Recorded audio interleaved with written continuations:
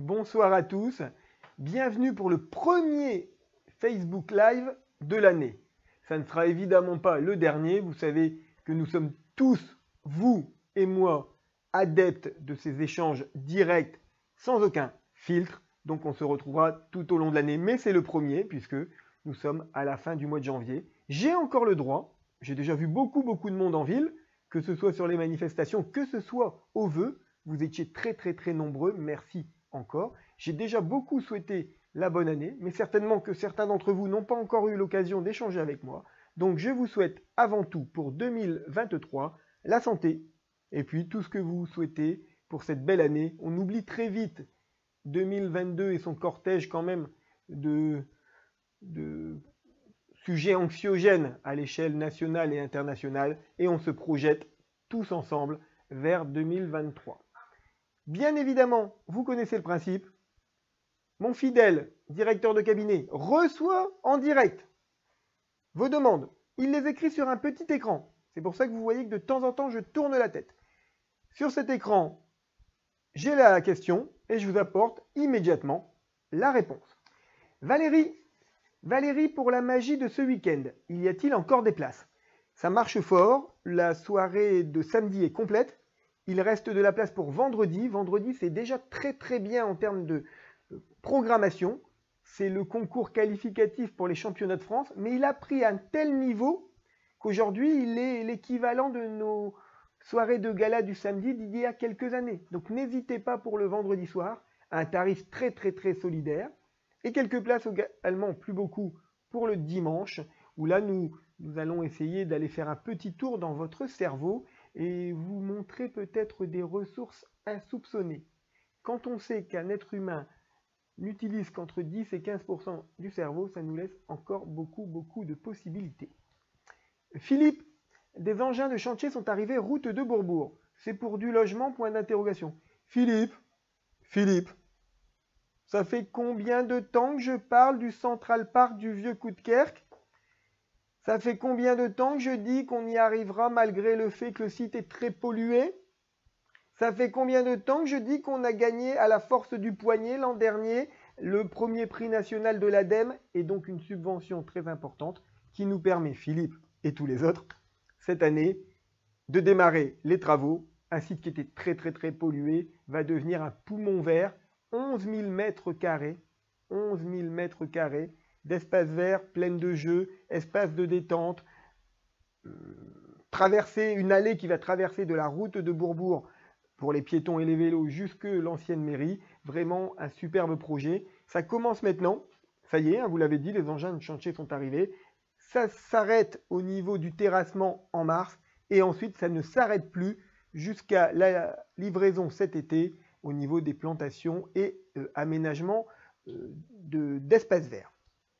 Aurélie, est-ce qu'on fera le carnaval cette année? Bien sûr, Aurélie, le retour du carnaval, c'est tout début mars à Coudekerque-Branche. Le premier week-end de mars, on sera l'une des dernières grandes bandes avec deux choses très importantes. Alors bien sûr, le bal enfantin est toujours là, la bande des pêcheurs est au rendez-vous, le beau bal des potirons est également programmé, le bal enfantin le mercredi qui suit la bande des pêcheurs. Tout ça, vous connaissez bien. Deux petites choses. On a eu le temps de faire qu'un seul rigodon devant la finale. Un seul rigodon final, pardon, devant la mairie. Un seul rigodon final. Parce qu'ensuite, on a eu ce fameux coronavirus. Certains l'ont appelé carnavirus parce qu'il a été source d'annulation du carnaval. Donc on reprendra, avis aux amateurs, le rigodon final sur la place de la mairie. Et puis, si vous voulez jeter un hareng à mes côtés, c'est possible. Comment? Faites le concours. Ça, c'est la grande nouveauté. Le podingue. Le podingue d'or. Vous connaissez tous, hein, notre traditionnel pudding, podingue, chez nous, qui tient au corps pendant les chapelles. Réalisez-le. Il y aura un concours de dégustation. Vous l'apportez en mairie. Celui qui gagne le trophée. On a créé un trophée, le podingue d'or. Celui qui gagne le trophée, il jette le hareng à mes côtés. Gilles, bravo pour la magie à Cora. Mon petit-fils y a été hier, c'était super. Eh ben, merci beaucoup, Gilles. Et alors surtout, retournez-y samedi, parce que si depuis le début de la semaine, vous avez l'école de magie qui démocratise gratuitement, comme c'est souvent le cas à Coudekerque-Branche, gratuitement la magie dans la galerie commerciale de Cora, samedi, sur cette même scène de Cora, un invité très prestigieux, un ami personnel qui me fait le plaisir d'être à nos côtés et qui prend le temps d'aller faire des tours aux enfants, Gilles Arthur. Gilles Arthur, c'est un monument de la magie en France. Il a fait des tours exceptionnels, il a encore une émission au réveillon sur les chaînes de la TNT. Il est le créateur des Mandraques d'Or, l'équivalent des Oscars. Il sera à Coudekerque-Branche. Prenez vos stylos et prenez vos téléphones pour faire des photos tout l'après-midi de samedi avant la soirée de gala au centre commercial Cora pour faire des tours aux enfants. Véronique qui vient sur des contrats d'apprentissage. Mon fils recherche un contrat d'apprentissage de palefrenier à la ferme Vernalde. Oui, nous prenons ce qu'on appelle le diplôme de soins aux animaux. Vous pouvez donc vous rapprocher de la ferme Vernalde. Nous avons des apprentis tout au long de l'année à Coudekerque-Branche dans divers domaines, que ce soit la petite enfance, les espaces verts, le bâtiment ou les services techniques. On en a même en informatique désormais ou en communication. Donc c'est tout à fait possible. En parlant de la ferme Vernalde, rien à voir avec le contrat d'apprentissage, mais bien sûr que c'est possible, madame. Eh bien, dans quelques jours, une naissance. Ça fait longtemps qu'on n'a pas eu la naissance d'un poulain dans nos écuries de la ferme Vernalde. On a déjà eu des naissances quand on a sauvé les ânes de l'abattoir, où ensuite ils ont fait des petits. Quand on a sauvé les cochons des laboratoires, des griffes des laboratoires pharmaceutiques, mais jamais, depuis au moins 10 ans, un poulain. Et là, il arrive. Il sera là dans quelques jours, donc tout le monde est en émoi à la ferme Vernalde. Coudekerque-Branche est une ville qui prend soin des animaux. Lolo, la question est courte et précise. J'y répondrai de la même manière. Cherchez-vous des ASVP. ASVP, c'est-à-dire agent de surveillance de la voie publique dans la police municipale. J'en recrute à chaque fois qu'un policier municipal arrive. Puisqu'on ne peut pas faire travailler, on doit avoir le même nombre de policiers municipaux que d'ASVP au niveau d'une brigade de police. Donc aujourd'hui, j'ai le même nombre, mais évidemment, j'ai des ASVP qui passent le concours ou qui obtiennent des promotions et qui deviennent policiers, et ensuite, je recrute donc des remplaçants à ces ASVP. Pas de recrutement immédiatement, mais tout au long de l'année, c'est possible. Fab, j'ai fait une proposition pour acheter le tracteur inutilisé de la ferme. Avez-vous pu y réfléchir? C'est vrai que nous avons un vieux tracteur, alors il faut que je regarde parce que chez nous c'est un peu compliqué, on est obligé de sortir ça du patrimoine communal. J'ai vu votre mail, je vous réponds en message privé, je n'y suis pas opposé. Benoît, quand cessera la montée des prix avec l'essence et nos courses? Maintenant c'est le chauffage. Comment va-t-on faire, monsieur le maire? Ça, c'est le vrai sujet du moment, Benoît. Je vais vous donner des chiffres, bien sûr que vous le vivez à la maison. Hein. Le pouvoir d'achat, c'est tous les jours et il suffit de voir les prix dans les magasins. Alors, on essaye d'y apporter quelques coups de pouce, hein, souvent par des bons d'achat, souvent par des tarifs solidaires, comme la cantine, comme les repas des personnes âgées à domicile. Également, des mesures que je prendrai tout au long de l'année avec l'espace communal des solidarités pour vous accompagner. Mais bien sûr, ça ne se joue pas à l'échelle de la ville, ça se joue à l'échelle du pays. Concernant le pouvoir d'achat, la ville a créé un bouclier municipal, c'est-à-dire gel des 57 tarifs communaux, alors qu'on prend cher. Je vous le dis, on prend très cher, on prend en moyenne 30% d'augmentation sur chaque tarif. 30%. Quand le ticket de cantine est vendu à 1,50 € pour tous, c'est unique. 1,50 € pour tous. Le repas, il a pris 30%, il me coûte 9,80 €. Local, circuit court, bio, ça coûte plus cher. Et en plus, il y a une augmentation des prix. Quand je maintiens le départ des séjours à la neige pour les classes de CM2, 175 enfants, je pense, ou même peut-être un peu plus, vont partir. Que je le maintiens, il faut savoir que c'est 28% d'augmentation sur les frais d'hébergement. Et pas un centime de plus pour les Coudekerquois. Quand je n'impacte pas les 50 centimes par repas supplémentaires par repas. Donc après, à multiplier tout au long de l'année, pour le portage des repas à domicile. Ben, tout ça, c'est des efforts qu'on essaye de faire pour vous accompagner. Donc le bouclier municipal, c'est ça. Par contre, ça me permet aussi de le dire, vous me parliez du chauffage. J'alerte depuis plusieurs mois. J'ai mis en place le plan de sobriété énergétique. On essaye de l'appliquer partout. Ce n'est pas des mesures faciles. Ce sont des mesures courageuses. Mais si je ne fais pas ça, je ne peux pas maintenir tous les tarifs. Parce qu'il n'y a pas d'équation miracle. L'équation, c'est quoi? Si je ne veux pas augmenter les impôts, et je ne les augmenterai pas.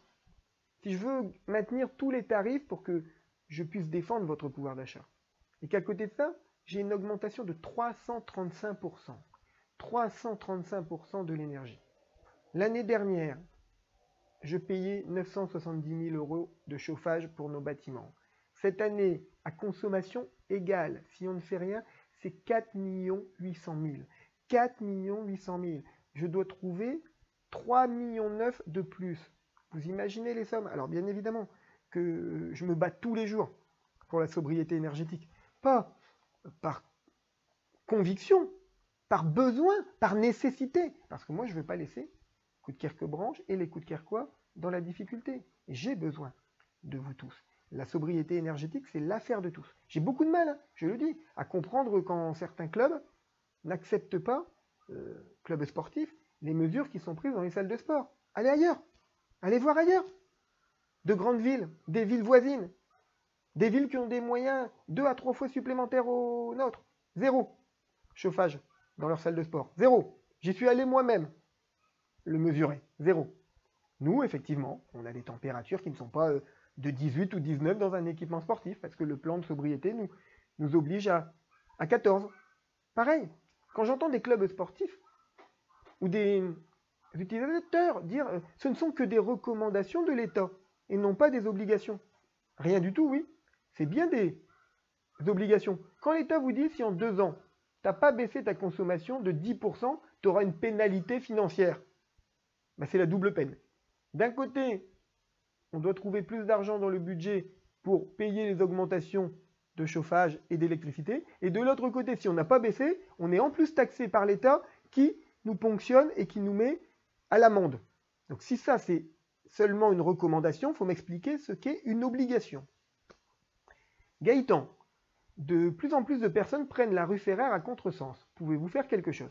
La rue Ferrer, c'est une petite rue pourtant qui remonte vers l'église, mais qu'il n'est pas possible de remonter dans ce sens-là. On ne peut que descendre. C'est une rue à sens unique. Je vais donc regarder effectivement, Gaëtan, ce qu'on peut faire. Peut-être d'abord des contrôles réguliers de police. Difficile de mettre un obstacle, mais je vais regarder. Patrice, j'ai l'impression que la police municipale met peu de PV. Pourtant, toucher au porte-monnaie, c'est souvent la solution. Pourquoi ne pas en mettre plus comme dans les autres villes? Alors ça, c'est une superbe question, Patrice. C'est vrai qu'on a moins de PV que dans d'autres villes. Mais il faut regarder de quel PV on parle. Bien sûr que la police municipale dresse des contraventions. Dépôt d'ordures sauvages, très régulièrement. Véhicule à enlever, parce qu'il est gênant, très régulièrement. Stationnement abusif, très régulièrement. Chasse aux maîtres qui n'ont pas obligatoirement donné les bonnes consignes à leurs chiens et qui n'hésitent pas tout au long de l'année, aussi. Par contre, regardons les vrais chiffres. Pourquoi beaucoup de villes ont plus de PV que Coudekerque-Branche? Pour une raison très simple. 80% des amendes dressées par les polices municipales, 80%, viennent du stationnement, viennent des eurodateurs, viennent des parcs-mètres. Donc bien sûr que pour faire du chiffre, c'est facile, puisque quand on dresse nombre d'amendes parce qu'on n'a pas payé son ticket de stationnement, eh bien on multiplie les amendes dans une ville. Vous avez une vraie chance à Coudekerque-Branche. Et elle le restera tant que je serai maire. C'est le stationnement 100% gratuit dans toute la ville. Donc bien sûr, si on compare juste les chiffres des PV, on en a moins. Mais c'est normal puisque notre stationnement est complètement gratuit et qu'une grande partie des amendes qui sont dressées au niveau de la France par la police municipale viennent des stationnements que nous ne faisons pas payer.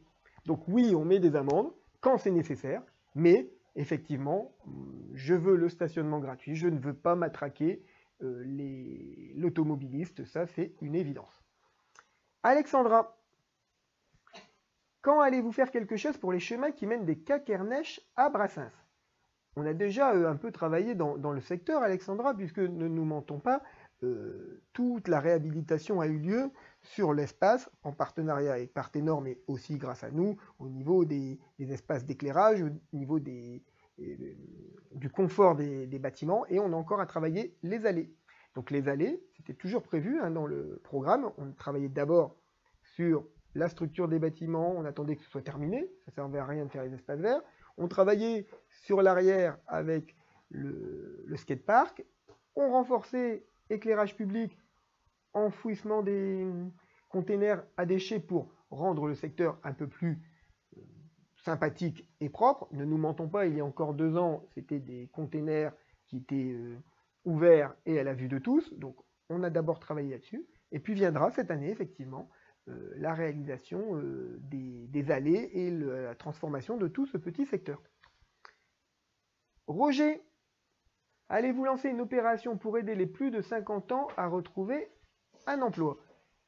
À cet âge-là, parce que la question s'écrit en même temps que je la lis, donc je prends un peu de temps, à cet âge-là, les entreprises rechignent à recruter.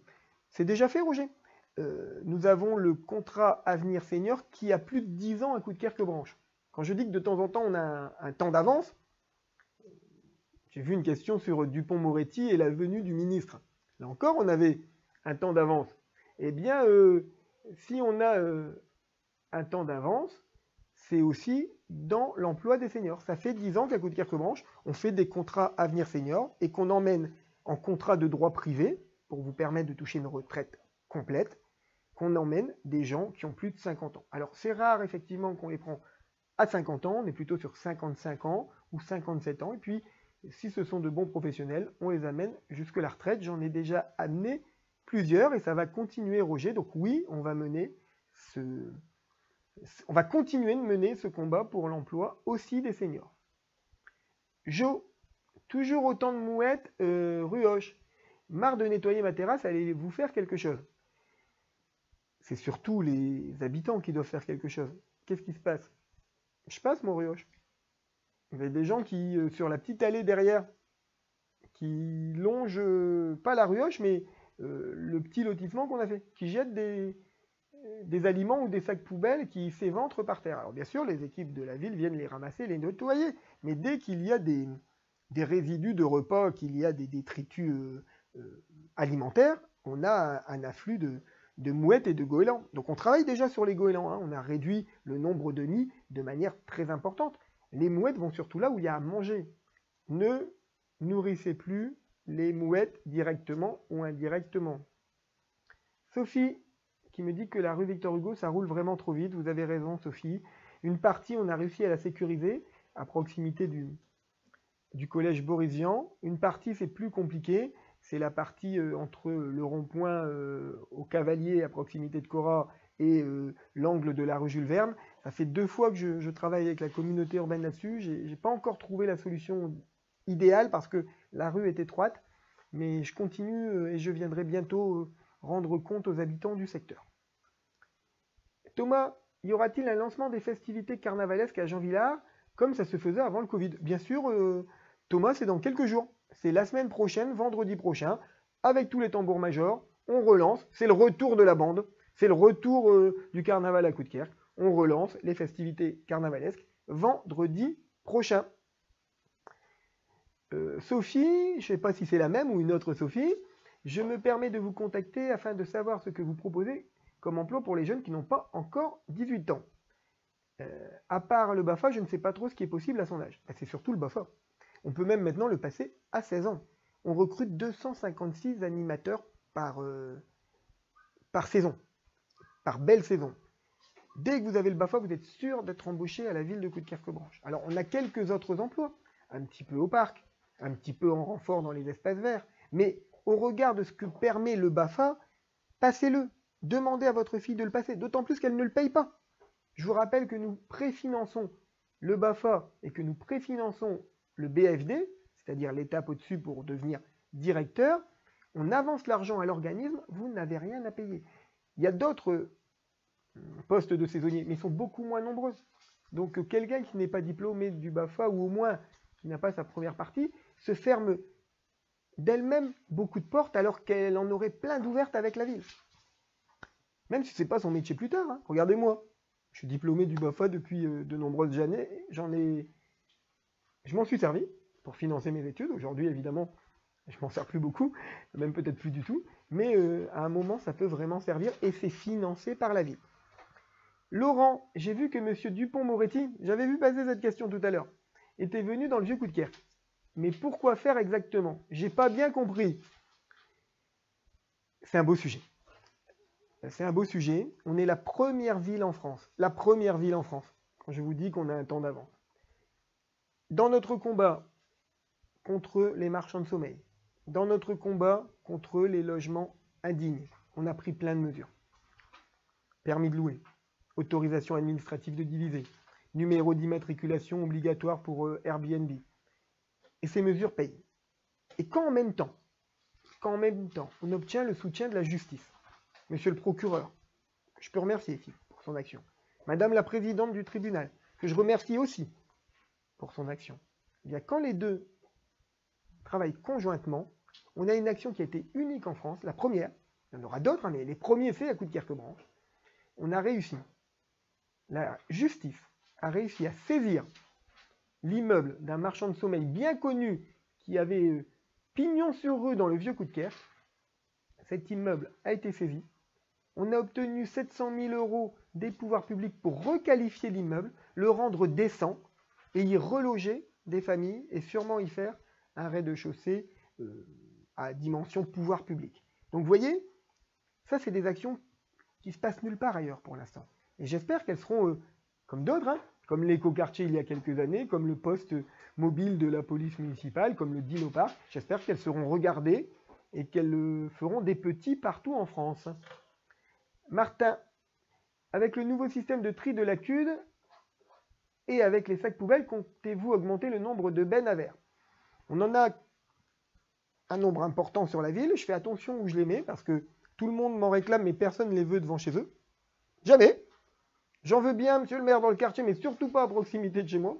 Donc on fait attention, on essaye de les mettre sur des parkings de centres commerciaux ou de magasins. On essaye de les mettre à des angles où on n'a pas d'habitation proche. On essaye de les mettre sur des secteurs densément peuplés. On essaye de les enfouir dans le sol quand c'est possible dans les requalifications d'habitat collectif. On en a fait beaucoup dans ce cadre-là. Mais je suis très vigilant à leur pose. En mettre 10 de plus, c'est facile. Si c'est pour en enlever 8, parce que les riverains vont me dire ça fait du bruit, c'est sale, c'est pas entretenu. Je rappelle que ça n'est pas la ville qui entretient ces collecteurs. Hein. Et donc, je suis très vigilant. Oui, on en rajoute régulièrement quand on peut, mais on fait attention parce que le pire serait de provoquer le sens inverse, c'est-à-dire d'amener une nuisance supplémentaire où on doit amener normalement un progrès. Amélie et Joël, qui me dit, comme dans la rue Victor Hugo, ça roule aussi vite rue Waldeck-Rousseau et rue Gesquière. Rue Waldeck-Rousseau, je pense un peu moins quand même, je la fréquente quasiment chaque jour, on a des ralentisseurs, il y a peut-être des portions où malheureusement, c'est vrai, on n'a pas mis assez de ralentisseurs, on peut regarder pour en rajouter sans problème. JP, merci pour les vœux à Jean Villard, c'était top, et un excellent vin d'honneur. Vous avez goûté le saucisson du maire. Alors j'ai des photos, pas du saucisson du maire, hein, mais j'ai des photos sur mon petit écran. Pas de ce côté-là. Hop, on y arrive très vite. Voilà, par exemple, vous pouvez tous vous faire prendre en photo. C'était vrai aux vœux, mais c'est également vrai tout au long de l'année avec le hashtag J'aime Coudekerque. Vous avez une manifestation, vous venez sur une manifestation, eh bien on vous prend en photo avec. D'ailleurs, on est aussi en train de préparer une très belle surprise pour les amoureux, puisque les quelques jours avant la Saint-Valentin, le week-end avant notamment, dans l'esprit d'hashtag J'aime Coudekerque, il y aura un immense cœur devant la mairie, et vous pourrez vous faire prendre en photo avec. Et je parle de Saint-Valentin, je me marie cette année, pourrez-vous célébrer la cérémonie et est-ce que vous faites une opération pour la Saint-Valentin? Ça tombe bien, je réponds un peu à l'avance, oui, 2 opérations. La traditionnelle que vous aimez beaucoup, vos messages sur les panneaux électroniques. Et une nouveauté, devant la mairie, tout le week-end, et puis les jours, bien sûr, le lundi et le mardi, avant la Saint-Valentin, le mardi 14 février, si ma mémoire est bonne, c'est un mardi, eh bien, vous aurez un cœur lumineux, géant, pour vous faire prendre en photo avec. Pour le mariage, il n'y a aucun problème. Vous devez demander à l'état civil, quand vous remplissez votre document, il y a un petit papier à remplir pour préparer son mariage, je veux monsieur le maire. Ils vont vous dire, c'est pas sûr.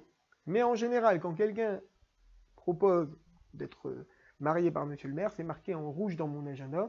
Et à chaque fois que je suis disponible, et je me rends souvent disponible, je fais le mariage. Donc Christelle, je serai ravi de procéder à votre union dans quelques mois.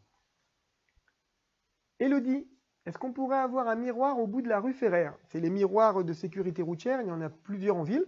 Bien sûr, Élodie, on va regarder la pertinence où on doit le mettre, et puis la police municipale viendra le mettre. Jean-Pierre, il faut vraiment faire quelque chose pour les gens qui coupent la route de Bergue en tournant. Je suppose que vous allez me dire, c'est pas encore complètement écrit, mais en tournant à gauche, je suppose que c'est au pont Saint-Georges. C'est-à-dire, il remonte, et normalement, il doit faire le tour par le pont de l'Hôtel de Ville et revenir par le pont Saint-Georges, mais hop, petit raccourci au niveau du sucre d'orge, le confiseur, et on tourne là. C'est une route départementale, j'y travaille avec les services du département, on ne peut pas faire ce qu'on veut. Il y a déjà un panneau d'interdiction qui a été mis, mais il n'est pas toujours respecté, donc je continue d'y travailler, mais j'ai bien ce sujet en tête, je sais que c'est une vraie problématique. Alex, devant l'intermarché de la rue Célestin Malo, il y a un espace plein de déchets. Est-ce Coudekerque qui s'occupe de la propreté? Alors bon, on est là un secteur entre Coudekerque et Dunkerque. Je pense que ce terrain est sur Coudekerque, mais c'est un terrain privé. Ça n'est pas un terrain public. Donc, c'est pas nous qui le nettoyons. Dans le secteur, c'est plutôt d'ailleurs, le secteur est assez propre. On a même fait quelques aménagements au début de la rue Célestin Malo, de l'autre côté, quand on vient depuis la pénétrante. Mais là, c'est un terrain privé, celui dont vous parlez. Donc, je vais relancer le propriétaire. Sébastien, installerez-vous des toboggans et jeux d'enfants dans le Grand Stadam comme dans les autres quartiers? Nous n'avons ni toboggan ni balançoire. Je pense qu'au niveau du jardin des sports, on a un toboggan, mais c'est vrai qu'il ne doit pas y avoir de balançoire. Bien sûr, Sébastien, aucun problème. Moi, les aires de jeu, c'est pour tout le monde, donc on va regarder ce qu'on peut faire. On a deux endroits possibles. On a au niveau du jardin des sports, qui est plutôt un espace assez sympathique, et puis on a de l'autre côté, quand on s'approche de Fernand-Léger et du City Stade. Donc on va regarder, bien sûr, je suis complètement d'accord, c'est une très bonne idée, Sébastien. Laetitia, pouvez-vous trouver une solution définitive pour le problème de chauffage à la fontaine? Alors, la fontaine, je refais le point. Le chauffage fonctionne, mais nous rencontrons, et là c'est pas de la faute de la ville, ni de l'école, ni de personne, c'est le fabricant qui regarde ça de très près, des coupures intempestives. Ça n'empêche pas, puisqu'on a résolu le problème définitivement d'astreinte, ça n'empêche pas que si le chauffage ne s'est pas mis en route, ça n'arrive pas tous les jours heureusement, nous avons laissé dans l'établissement des chauffages d'appoint. Et donc, normalement, à part cas de figure très exceptionnel, s'il y a une coupure, il n'est pas en panne. Cette chaudière a moins de 10 ans, elle fonctionne. Mais le fabricant, une marque très très très connue, peut-être la plus grande marque de chaudière en Europe, essaye de comprendre pourquoi il y a ces coupures intempestives. Quand la chaudière fonctionne, on est passé hier à l'école La Fontaine, il n'y avait aucun problème de température et de chauffage. Si elle se met en rupture intempestive, nous avons normalement la solution des différents convecteurs et chauffages d'appoint qui sont prévus. Donc je continue de travailler avec les services techniques, on est très vigilant sur ce sujet. Il ne faut pas changer la chaudière, elle n'est pas vieille, ce n'est pas l'idée. Il faut trouver avec le fabricant pourquoi de temps en temps il y a ces coupures intempestives. C'est ce que je dis depuis le début. On me disait, le maire il ne veut pas réparer la chaudière, mais elle marche, elle fonctionne. C'est juste qu'à des moments donnés, on ne sait pas pourquoi, personne ne le sait, même le fabricant, elle fait ces coupures. On a regardé pendant les vacances si ce n'était pas lié à un problème électronique, de carte mère, ça n'est pas le cas. On a regardé si c'était pas lié à un problème à un moment donné d'eau qui était à proximité de la chaudière parce qu'il y avait une mauvaise évacuation de l'eau de la chaudière. Ça a été regardé, ça a été résolu aussi avec des vases à expansion, c'est pas ça non plus. Donc on continue de chercher. Oui, bien sûr que je vais régler définitivement le problème de chauffage à la fontaine, mais j'ai besoin d'un petit peu de temps. Normalement, on garde quand même les températures grâce au chauffage d'appoint. J'ai une autre solution. Mais moi, je ne fais pas ces choix-là. Mais c'est ce que font beaucoup d'autres villes. On a 17 écoles. Aujourd'hui, pendant l'hiver, je suis transparent avec vous. Il y en a eu 2 qui ont connu des problèmes. Et ces 2, elles sont situées sur un secteur très proche. Et c'est des petites écoles. La Fontaine, c'est une toute petite école. Il y a 80 élèves. C'est petit par rapport à beaucoup d'écoles dans l'agglomération. Alors, l'éducation nationale me demande toujours, regroupez vos écoles, monsieur le maire. Ça les intéresse, hein. Regrouper les écoles, ça fait plus d'enfants et ça fait moins d'enseignants. Donc ça les intéresse, l'éducation nationale. Et c'est vrai que pour une ville, si on va avoir moins d'équipements à gérer, moins de problématiques comme celle-là, 17 écoles, 2 problèmes. C'est trop, c'est 2 problèmes de trop, mais ça reste 2 sur 17. La solution, c'est de rassembler les écoles. Et là, on a la possibilité. La Fontaine, Quinquernèche, tout ça, c'est très proche en termes de distance. Moi, je veux pas. Je veux pas parce que j'estime que les écoles, c'est un lieu de vie. C'est un lieu de vie de secteur, même pas de quartier, de secteur. La fête de l'école, les moments agréables à proximité, les cantines qui sont à proximité où il ne faut pas se déplacer dans un grand réfectoire. Donc je veux pas. Mais de temps en temps, c'est vrai qu'avec 17 bâtiments dans une ville de notre taille, avec les problématiques qu'on connaît aujourd'hui en termes de budget lié à l'inflation, hein, pas lié à une mauvaise gestion, on peut rencontrer des difficultés. Donc oui, je m'engage, je suis très attentif à la situation, à régler définitivement le problème, mais je ne peux pas le faire tout seul. J'ai besoin du fabricant. Et pour l'instant, on n'a pas trouvé définitivement pourquoi il y a de temps en temps, j'insiste bien, cette rupture intempestive qui coupe la chaudière. Mais, normalement, j'insiste beaucoup, il y a la solution de remplacement qui est dans l'école. Donc, je vais voir avec les services techniques si elle est bien à chaque fois enclenchée quand il le faut. J'ai demandé qu'on laisse de manière permanente la solution de remplacement. Hélène, qui me parle des centres de loisirs. Allez-vous prioriser les parents qui travaillent car il n'y a plus de place? Je ne trouve pas ça normal. Alors, en fait, c'est pas qu'il n'y a plus de place. C'est que la direction de la jeunesse et des sports, qui valide nos centres de loisirs, nous donne un nombre de places établi. Par exemple, elle dit à l'école Queneau, c'est 42 places. En fonction du nombre d'animateurs, parce que ça devient aussi difficile d'en trouver, en fonction de la taille de la ville, en fonction de plein de choses. Nous, on va au maximum des autorisations. C'est-à-dire, on ouvre le plus de places possible. Et de temps en temps, effectivement, on a des familles qui restent en liste d'attente. N'oubliez jamais, on a une solution pour ça. C'est de vous basculer sur un autre centre de loisirs, une autre école. Puisqu'il y a des écoles où il y a moins de monde. Il y a aussi des personnes qui ne veulent pas parce que c'est plus éloigné. Mais c'est la solution la meilleure. Imaginez par exemple qu'à Sainte-Germaine, on n'a plus de place. S'il y a une possibilité à Centre-Ville ou à Petit-Stendhal, il faut la prendre. Donc on essaye au maximum de faire ça. Ce n'est pas lié à la volonté de la ville, c'est lié à la réglementation du nombre de places ouvertes sur un centre d'accueil. Mais bien sûr que plus j'aurai d'animateurs, plus j'en mettrai en poste. Hein. Karine, est-ce qu'il y aura un bal enfantin cette année? Bien sûr Karine, j'en ai parlé tout à l'heure en parlant du retour du carnaval et de cette nouveauté, le Podang d'or. Eh bien, il y aura un bal enfantin le mercredi après la bande des pêcheurs. Martin, non, j'ai pas répondu à Martin, pardon, qui me parle des petits artisans et de l'inflation qu'ils subissent. Donc, est-ce qu'on les fait plus travailler? Nous, déjà, à Coudekerque, 95% de ce que la ville achète, c'est du Coudekerquois. C'est-à-dire, si on peut privilégier le local, c'est toujours le local qui est privilégié. De temps en temps, on n'a pas les produits ou on n'a pas la fabrication à Coudekerque-Branche. Mais c'est déjà le cas. La vraie problématique de nos artisans, c'est pas la relation avec la ville qui marche bien. On vient de mettre en place le site Coudekerque J'achète. L'année dernière, c'était 120 000 € de bons d'achat investis auprès des petits commerçants et petits artisans. La vraie problématique aujourd'hui, c'est comment le gouvernement va gérer la crise de l'énergie et l'inflation par rapport à ces petits artisans. Je vais prendre des exemples très simples, hein. Pas loin de la mairie, vous avez une grande épicerie. Mini centre, mini supermarché. C'est pas un supermarché, c'est un mini supermarché. Quand vous discutez avec les responsables, ils ont réduit leur amplitude horaire. C'était bien pratique, c'était ouvert tôt, ça fermait tard, et puis il y a des ouvertures aussi le week-end. Et ben ils ont réduit parce qu'ils se sont rendus compte qu'avec l'augmentation des charges, c'était pas une affaire gagnante que de laisser des amplitudes horaires comme celle-là. Moi, ça m'inquiète beaucoup plus, beaucoup plus, que effectivement des coups de pouce parce qu'on en donne tout au long de l'année.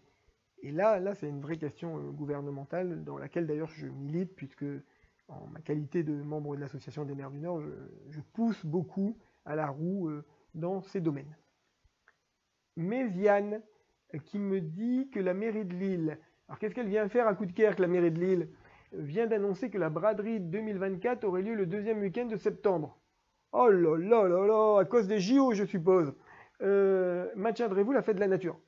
Dans tous les cas, on va la maintenir. Est-ce qu'il faut bouger la date? J'ai pas encore arbitré parce qu'en fait la braderie de Lille, c'est surtout pour pas concurrencer notre brocante. C'est pour ça qu'on se mettait le deuxième week-end de septembre et que la braderie de Lille a toujours lieu le premier week-end de septembre. Là, j'ai pas encore décidé. On va se réunir et réfléchir comment faire. La date est quand même maintenant très très ancrée dans la tête de tous nos visiteurs qui sont très nombreux. Mais c'est vrai qu'au niveau de la brocante, on a une vraie question. Sébastien du Grand Stadam, il me précise, avez-vous une idée de la brocante? Pas encore. Cette brocante en ville, elle ne sera pas au mois d'avril, parce que je l'ai promis aux habitants, c'était toujours la première brocante, la brocante du Grand Stadam. Et comme c'était tôt en avril, souvent le temps était mitigé. Puis les autres arrivaient courant mai, courant juin, et là il faisait très beau. Alors j'ai promis aux habitants du Grand Stadam qu'ils n'auraient plus leur brocante en avril. C'est ce qu'on a déjà fait l'an dernier, on l'avait mis plus tardivement. Et je vais regarder avec les organisateurs. La brocante du Grand Stadam est une brocante associative. Ça n'est pas la brocante de la ville. La brocante de la ville, c'est celle de Sainte-Germaine au moment de la fête de la nature. Donc je vais regarder avec les organisateurs, mais dans tous les cas, je continuerai ma promesse de ne plus la mettre au mois d'avril pour, croisons les doigts, éviter le mauvais temps. Rémi qui me parle de la piste d'athlétisme. Est-ce qu'elle sera refaite? Oui, j'ai déjà répondu à cette question. J'ai même écrit au président du club. La question, c'est pas de la refaire, on va la refaire. C'est qu'aujourd'hui, on est dans un litige juridique par rapport au terrain de football à côté qui a été réhabilité, mais qui a entraîné, de par des systèmes, c'est un peu technique, hein, mais des systèmes non réglementaires d'évacuation de l'eau sur le terrain, des problématiques de déficit de la piste d'athlétisme. Donc on est en litige juridique depuis plusieurs mois, ça bloque, c'est compliqué, on pousse, des experts sont venus, certains contredisent les autres, donc on a affaire à une médiation. Donc oui, on va le faire, on ne sait pas encore quand. Je vois aussi que vous précisez, on est la seule ville comme ça. Pas tout à fait, hein. On est une ville qui a une piste en mauvais état. Moi, je peux vous citer sur 20 villes de l'agglomération, 12 villes qui n'en ont pas. Donc il faut toujours ramener les choses à leur juste proportion. Les équipements à Coudekerque-Branche, on vient de gagner le titre de ville active et sportive en septembre 2022. C'est des équipements d'une ville de 40 000 habitants. On en a 20 000. Donc de temps en temps, oui, on a des équipements qui vieillissent. Salle-Janzé, on travaille dessus. La piste d'athlétisme qui a connu un désagrément avec le terrain de football à proximité. Mais on est équipé comme une ville de 40 000, alors qu'on n'a que 20 000 habitants. Moi, je veux bien qu'on dise, mais par exemple, on est en train de construire une nouvelle piscine. Quelle ville aux alentours a une piscine? Aucune. Aucune. Donc ils n'auront pas de problème avec leur piscine, hein. En même temps, les habitants n'en ont pas. Et c'est pareil pour les pistes d'athlétisme. Certainement que par rapport à des pistes en place, en ce moment, c'est moins qualitatif, mais il y en a plein qui n'en ont pas du tout. Irène, pourquoi n'y a-t-il pas eu de concours d'illumination cette année? J'avais mis le paquet. Irène, on a lancé le plan de sobriété énergétique. Même nous, à la ville, on a maintenu nos illuminations, mais on les a réduits dans le temps. on les a coupés dès le 2 janvier. Je ne crois pas que c'était un bon signal en période de sobriété énergétique de proposer aux gens de continuer le concours des illuminations de Noël, même si pour beaucoup elles sont en LED et que la consommation est moindre, mais ce n'était pas un bon signal. Donc effectivement, si on a gardé plein de concours, les balcons fleuris, les concours traditionnels, les concours de costumes de Saint-Martin, celui-là, on ne le maintient pas. On n'est pas la seule ville d'ailleurs à ne pas l'avoir maintenu. Hein. Ça a été un peu général sur le nord de la France parce que ces périodes compliquées de consommation d'énergie, il nous faut quand même faire attention. Jo qui revient sur les mouettes. Enfin, non, Jo m'avait posé la question sur les mouettes, pardon. Et qui dit que la police municipale ferait bien de verbaliser les gens qui jettent de la nourriture par leurs fenêtres.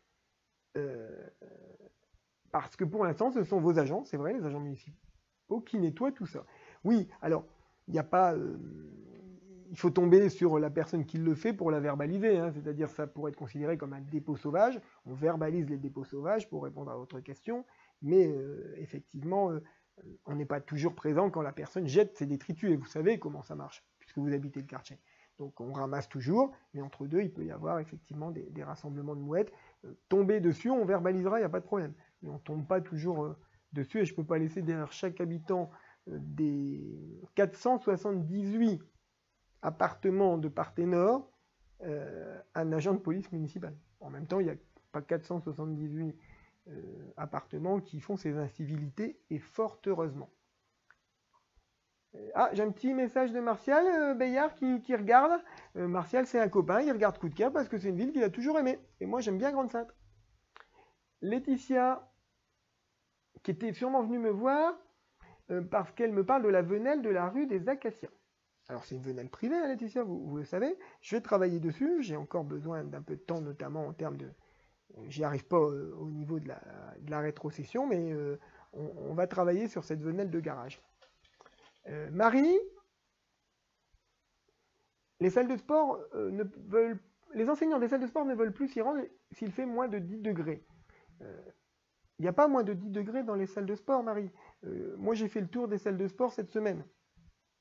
On est pour toutes, sauf une, mais c'était avant les vacances de Noël, à la température du plan de sobriété 14. Alors bien sûr, il se peut que si tout le week-end ça a été fermé, qu'on a relancé la chaudière et que le cours a lieu tout de suite à 8h30 le lundi matin, on a une petite différence de température. Mais c'est très léger. On a bien compris, hein. Je crois que personne n'a véritablement compris cela. Le plan de sobriété, c'est pas pour embêter les gens. C'est qu'il est rendu obligatoire. L'État nous l'impose à nous, toutes les collectivités, à toutes les villes. C'est pas coup de quelques-branches. Je le disais tout à l'heure. N'allez pas à Valenciennes. Le maire l'a dit. Pas de chauffage du tout dans les salles de sport. Comment ils font les enseignants? N'allez pas au tennis club de Malo. Il n'y a pas de chauffage au tennis club de Malo. Pourtant, on parle de Malo-les-Bains. N'allez pas dans les villes voisines. Pareil, zéro. C'est coupé. Comment ils font les enseignants? Vous voyez, moi je suis toujours très surpris que quelques personnes ne veulent pas accepter ce qui est rendu inéluctable. C'est pas moi, maire de Coup de quelques-branches, qui veut ça. Moi, si je peux vous mettre 18 dans les salles de sport, ce qui n'est peut-être pas conseillé quand on fait du sport. Je l'ai fait pendant des années. Et aujourd'hui, le plan de sobriété ne le permet plus. Et quand je dis ne le permet plus, c'est parce que si on ne le respecte pas en plus du coût des augmentations, on va avoir une amende de l'État parce qu'on n'aura pas baissé de 10% notre consommation. C'est partout, hein, dans les textes, c'est pas moi qui le dis encore une fois. Après, j'informe aussi certaines écoles. Vous me citez l'école Brassens. On va bientôt venir avec la brigade des éco-gestes. On rencontre dans certaines écoles des situations quand même particulières. Devant tous les radiateurs, dans certaines salles, il y a des meubles.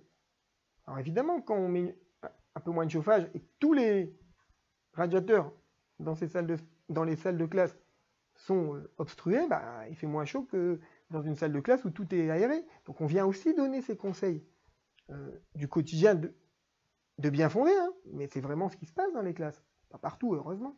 Donc on travaille là-dessus, c'est un sujet compliqué.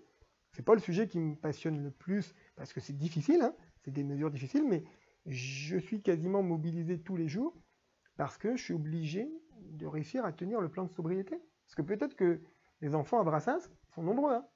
Ils ont la cantine à 1,50 €. Il n'y a pas d'autres villes qui le font. Quand vous entendez les villes qui disent « nous, c'est la cantine à 1 €», c'est pour un tout petit nombre d'enfants. Nous, c'est pour tous les enfants de Coudekerque, à 1,50 €. Et pour avoir ce tarif-là, alors que le repas me coûte 9,80 €.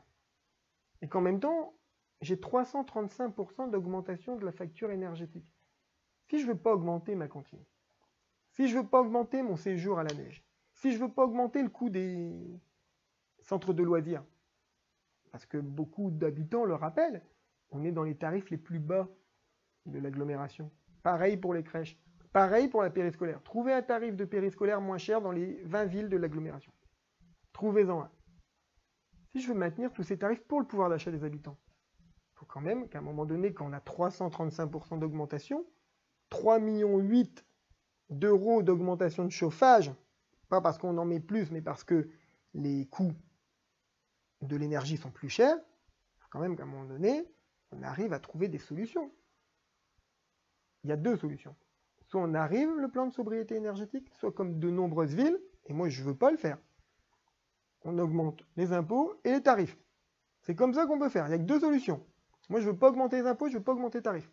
Donc je suis obligé de gagner mon plan de consommation énergétique. Donc 10 dans les salles de sport, c'est arrivé peut-être dans une salle au début, aujourd'hui il n'y a plus. Dominique qui me parle du mur anti-bruit. Alors oui, alors je passe d'un sujet à l'autre quand même. Vous voyez, de temps en temps, c'est pas facile. Eh ben, le mur anti-bruit va être construit sur 3 portions.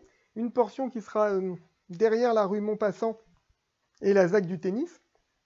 Une portion qui sera vers le Grand Stade et une portion qui sera à la suite du mur de Petite-Sainte. Donc on aura 3 portions.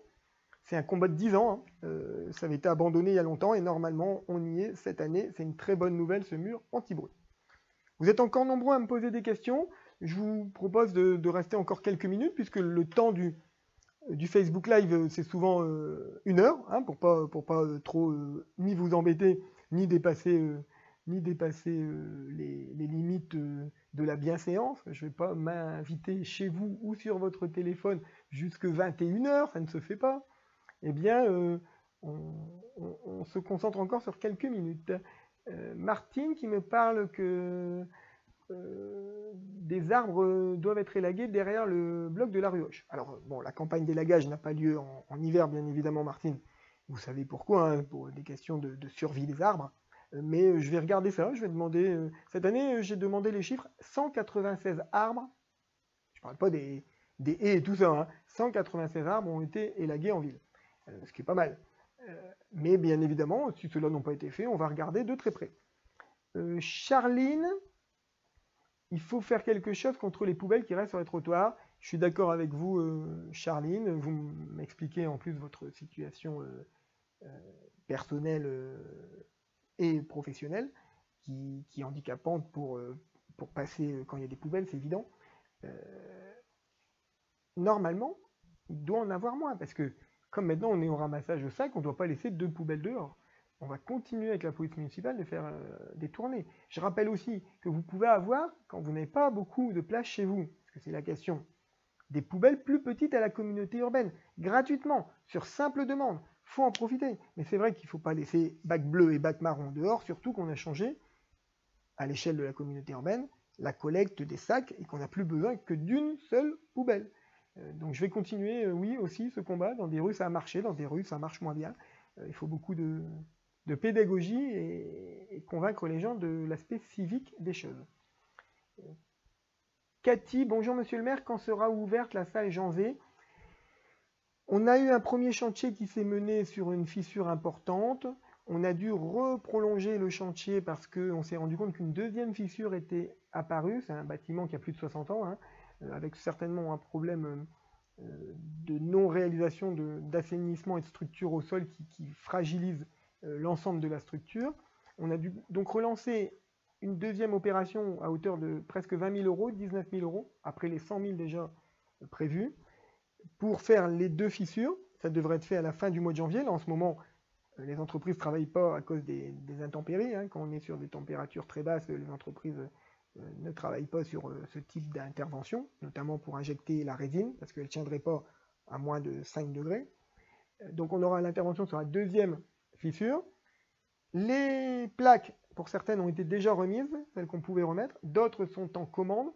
On a aussi des délais d'approvisionnement allongés, on le sait tous, avec les problématiques de la guerre en Ukraine qui fait qu'on a beaucoup de manques dans les produits du bâtiment, mais elles vont arriver. Allez, j'aimerais bien qu'aux vacances de février, cette affaire soit lourde, hein. 119 000 € investis par la ville, non budgétisés. On est intervenu tout de suite. Soit derrière nous. Donc allez, on va se dire que fin février, ça soit derrière nous, sous réserve, non pas des fissures, ça sera fait, de la livraison des plaques manquantes. La troisième étape, on la fera pas avec la salle fermée, c'est-à-dire l'étape de l'assainissement, la salle pourra être ouverte. Là aussi, c'est un gros chantier. Seb, à quand la fin de la réfection de la rue des Peupliers? Ça fait un chantier depuis longtemps, oui, effectivement. J'ai relancé la communauté urbaine. Ils reviennent parce qu'il y a des choses qui n'ont pas été faites dans les règles de l'art. On met les bouchées doubles et cet été, même au printemps, normalement, vous ne parlerez plus de chantier dans cette rue des Peupliers. Ça me permet de dire quand même que l'année dernière, c'est 8 rues qui ont été complètement rénovées. Et là, on en a entamé plusieurs, notamment la rue des Arts, que je montre parce qu'elle est juste derrière la mairie, la rue Blanqui qui sont déjà parties. Il y aura des rues en trottoir, je pense notamment à Thomas Edison. On aura encore un nombre de rues très important, dont la fin des Peupliers. Moi, j'ai plein de problèmes avec Parthénor. C'est Fred qui m'écrit ça. Vous avez raison, vous n'êtes pas tout seul, Fred, puisque là, j'ai mis un gros coup de pression à Parthénor sur les questions d'investissement pour le chauffage, qui est un chauffage collectif, hein, d'une grosse chaudière et qui part vers des appartements où il n'y a pas de vanne thermostatique, c'est un peu compliqué. Donc là, 100 000 €, on vient de les obtenir, ont été obtenus auprès de Parthénor pour réaliser des travaux, notamment dans le domaine du chauffage. Mais j'ai aussi Barbara, mon épouse, qui vient d'être nommée au conseil départemental dans une mission d'audit de Parthénor pour améliorer les choses, pour ne pas en dire plus. Les dernières questions, je vois que ça s'emballe parce que j'avais dit que je m'arrêtais peut-être à 19h30. Hein, ça fait 1 heure que je suis avec vous, c'est toujours un plaisir. Ça me permet aussi de préciser des positions. Quand j'entends par exemple des propos sur les salles de sport, je dis on n'a pas encore assez expliqué. Quand j'entends de temps en temps des contre-vérités ou des demi-vérités sur des problématiques, je dis on n'a pas encore assez communiqué, parce qu'il y a des gens qui pensent encore autre chose que la vérité. Et c'est pour ça que je suis toujours très content d'être devant vous, sans filtre, 10 à 12 fois par an, c'est quand même pas mal, et que je prends toujours un grand plaisir à échanger, et surtout à m'alimenter, en plus du reste, des permanences, des réunions publiques, des balades urbaines, des comités de quartier, à m'alimenter pour résoudre vos problèmes du quotidien. Vivi. Ah tiens, c'est un petit surnom ça. Pouvez-vous refaire les petits chemins derrière Shrive, là où il y a le sol pleureur. Quand il pleut, c'est boueux. Pour aller vers les petits chemins. C'est surtout, on les a refaits il n'y a pas longtemps. C'est surtout que c'est du schiste, on n'a pas voulu mettre de l'enrobé pour rendre la terre perméable, donc il faudrait sûrement remettre du schiste. Je vais voir ça avec les services techniques. Il y a un problème de lumière rue de Lori, je vais essayer de régler ça.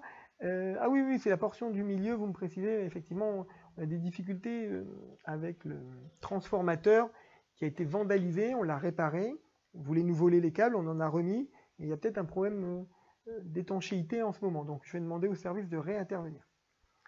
Romain, qui me parle d'un ralentisseur devant Paul Shrive, il faut que je regarde, attention, on a une ligne chrono, c'est-à-dire un bus qui passe très souvent par là. Je vais regarder, parce que c'est pas sûr que ce soit la bonne solution, le ralentisseur. Ça pourrait faire beaucoup de bruit pour le voisinage. Il faut regarder. Pulco. Alors Pulco, c'est parce que vous adorez la boisson de la même marque. Ce truc un peu citronné, si ma mémoire est bonne. Pulco, est-ce que Coudekerque serait capable de produire une énergie verte afin de réduire les coûts d'énergie? Nous avons suffisamment d'espace pour cela. C'est un gros sujet, on y travaille. Hein. Là, par exemple, on a un projet dans le vieux Coudekerque de panneaux solaires pour alimenter le borax, qui change de dimension parce qu'il rajoute des lignes de production. Tant mieux pour Coudekerque, ça fait de l'emploi en plus et de l'activité économique. Et ils vont en partie alimenter avec une série de panneaux solaires. Il y en aura trop de l'énergie. Donc évidemment, moi, rien ne se perd, tout se transforme à Coudekerque, vous le savez. Je lui propose de l'accompagner et qu'il me reverse une partie de cette énergie solaire sur des bâtiments du vieux Coudekerque, parce qu'il faut être à proximité. J'ai un projet également similaire à la ferme Vernalde, sur notre ferme pédagogique. Il y a des endroits, c'est un peu plus difficile parce qu'il faut de la place.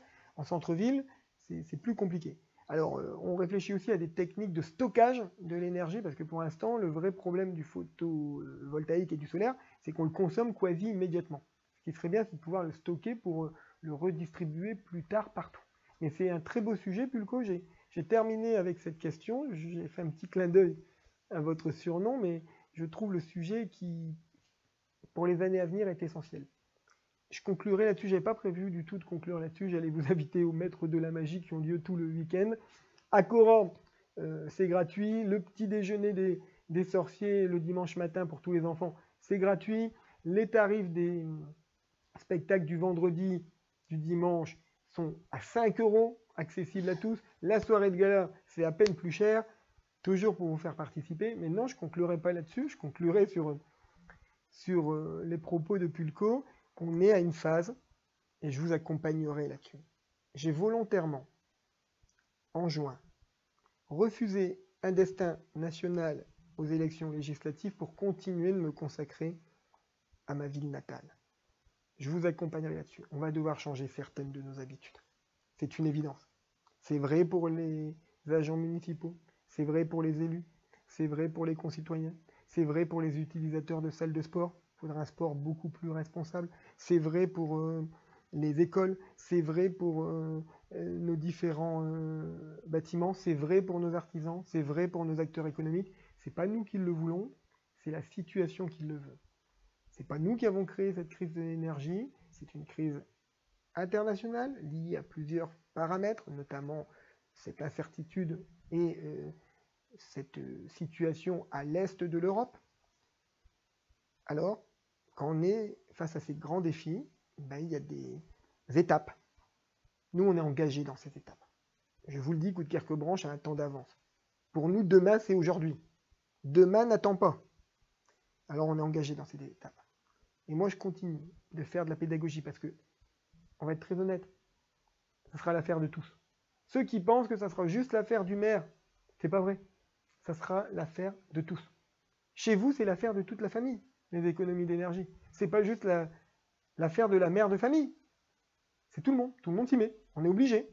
Le temps sous la douche, les éclairages, la multiprise avec interrupteur maintenant, on laisse plus les appareils en veille, on fait attention à son mode de chauffage. Et ben, les villes, elles sont confrontées à ça. Alors il y a une vraie solution. Hein. Une vraie solution.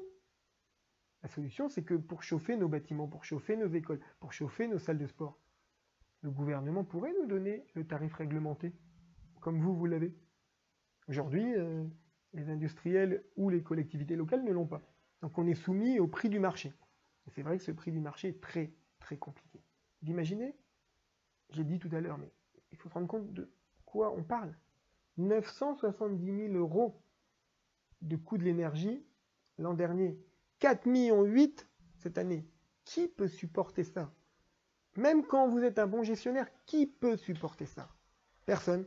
Alors nous, pour ne pas toucher aux habitants, pour ne pas toucher au pouvoir d'achat des habitants, eh ben on multiplie les moyens, les techniques, on dépense beaucoup de temps, on mobilise beaucoup d'énergie personnelle pour y arriver.